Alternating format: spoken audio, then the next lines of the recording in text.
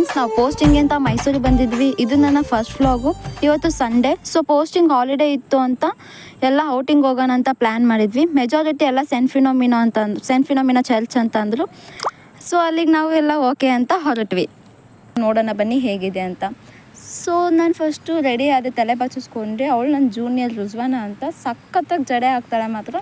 ಇಡೀ ನನ್ನ ರೂಮ್ಮೇಟ್ಸ್ ಎಲ್ಲರೂ ಮತ್ತು ಪಕ್ಕದ ರೂಮ್ಮೇಟ್ಸ್ ಎಲ್ಲರೂ ತಲೆ ಬಚ್ಕೊತಾರೆ, ಅಷ್ಟು ಚೆನ್ನಾಗಿ ಆಗ್ತಾಳೆ. ಸೊ ನಂದು ಔಟ್ಫಿಟ್ ಹೀಗಿತ್ತು.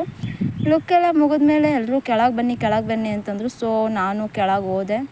ಕೆಳಗೆ ಹೋಗಿ ಎಲ್ಲ ಒಂದು ಸ್ವಲ್ಪ ಡಿಸ್ಕಷನ್ ಮಾಡಿದ್ರು. ಮ್ಯಾಮ್ ಎಲ್ಲ ಇನ್ಸ್ಟ್ರಕ್ಷನ್ ಕೊಟ್ಟರು, ಕೇಳ್ಕೊಂಡು ಬಂದುಬಿಟ್ಟು ಇವರು ನನ್ನ ಫ್ರೆಂಡ್ಸ್ ಜೊತೆ ಹೋಗಿ ಆಮೇಲೆ ಹಂಗೋ ಹಿಂಗೋ ಮಾಡಿ ಬಸ್ ಸ್ಟಾಪ್ ಬಂತು. ಬಸ್ ಸ್ಟಾಪಲ್ಲಿ ನಿಂತು ವೇಟ್ ಮಾಡಿ ಸಾಕಾಯಿತು. ಒಂದು ಬಸ್ಸು ಕೂಡ ಬರಲಿಲ್ಲ. ಕೊನೆಗೆ ಯಾವುದೋ ಒಂದು ಬಸ್ ಬಂತು.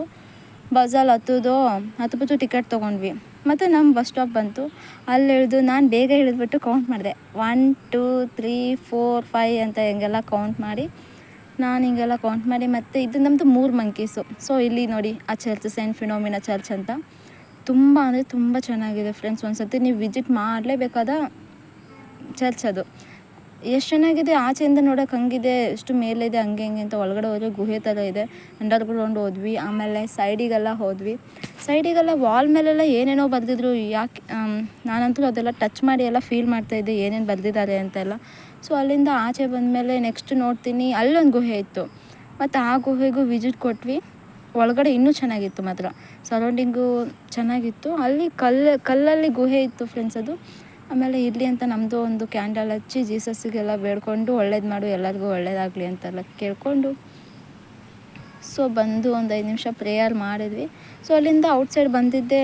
ನೂಡಲ್ಸು, ಫ್ರೈಡ್ ರೈಸು ಅಂತೆಲ್ಲ ತಿಂದು ಎಲ್ಲ ಫ್ರೆಂಡ್ಸ್ ಜೊತೆ ತಿಂದು ಮತ್ತೆ ಬಸ್ ಸ್ಟ್ಯಾಂಡಿಗೆ ಬಂದು ನಿಂತ್ಕೊಂಡ್ವಿ. ಬಸ್ ಸ್ಟ್ಯಾಂಡಿಗೆ ಬಂದು ನಿಂತು ಮತ್ತು ಎಲ್ಲರನ್ನೂ ಗುಡ್ಡೆ ಹಾಕೋಬೇಕಲ್ಲ, ಹಾಕ್ಕೊಂಡು ಮತ್ತೆ ಬಸ್ ರಿಟರ್ನ್ ಆದ್ವಿ ಫ್ರೆಂಡ್ಸ್. ಫುಲ್ಲು ಅಂದರೆ ಫುಲ್ಲು ಸಖತ್ತಾಗಿತ್ತು ಡೇ ಮಾತ್ರ. ಓಕೆ, ಬಾಯ್.